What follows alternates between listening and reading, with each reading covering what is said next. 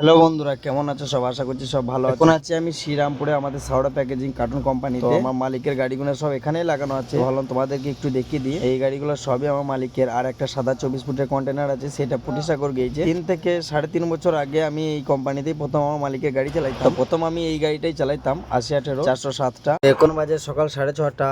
চলো যাওয়া যাক আমার কিং কে নিয়ে আমাদের কোম্পানিতে MK পলিমার সরস্বতী কমপ্লেক্সে। আমি চলে এসেছিলাম শ্রীরামপুর থেকে সরস্বতী কমপ্লেক্সে আমাদের MK কোম্পানিতে। গাড়ি আমি এখন লোডিং পয়েন্টে লাগিয়ে দিয়েছিলাম। এইটা হচ্ছে আমাদের কোম্পানির কালু, খুবই ভালো কুকুরটা, আর কোম্পানিতেই থাকে। তো দেখতেই পাচ্ছ এখন খেলা করছে কত সুন্দর। সকাল সকাল 2 দিন পর এলাম, সেই কারণে।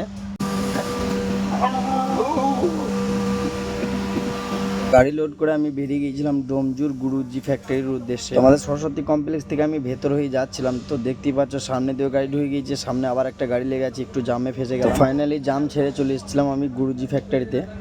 এখানে জুস সস এইসব তৈরি। গাড়িটা এখন আমি আনলোডিং পয়েন্টে লাগাবো, তো সেই কারণে আমি আমার পজিশন মতো গাড়িটাকে ব্যাক করছি। গাড়ি আনলোডিং করে আমি চলে এসেছিলাম আমাদের MK কোম্পানিতে।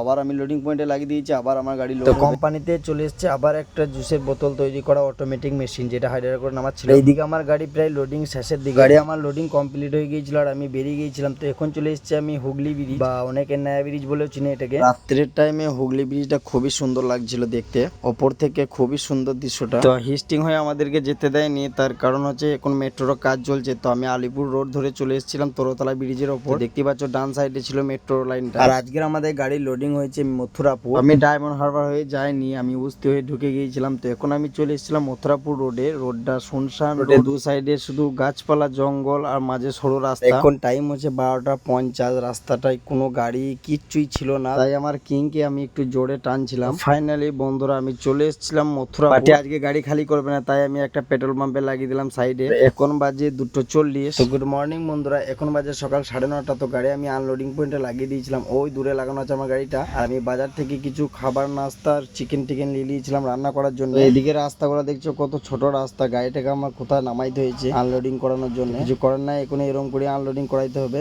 তাছাড়া আর উপায়ও নাই। গাড়ি আমার ওই দিকে আনলোডিং হচ্ছিল আর আমি বাজার থেকে দিয়ে চলে এসেছিলাম চিকেন। তো এখন রান্না করবো আর আমরা বেরোবো রাত্রে 9টার সময়। তো আমি চিকেন রান্না করার জন্য পেঁয়াজ, লঙ্কা, টমেটো আর এই যে সাইডে চিকেন আর ওই সাইডে ধনেপাতাটা এখন রেখে দিয়েছিলাম। আমার এদিকে ভাত রান্না হয়ে গিয়েছিল। দেখা হবে আবার তোমাদের সাথে নেক্সট ভিডিওতে। তোমরা যদি নতুন হয়ে থাকো তো আমার চ্যানেলটাকে সাবস্ক্রাইব করে রেখে দিও। তো দেখা হবে আবার নেক্সট ভিডিওতে, ততক্ষণকার মতো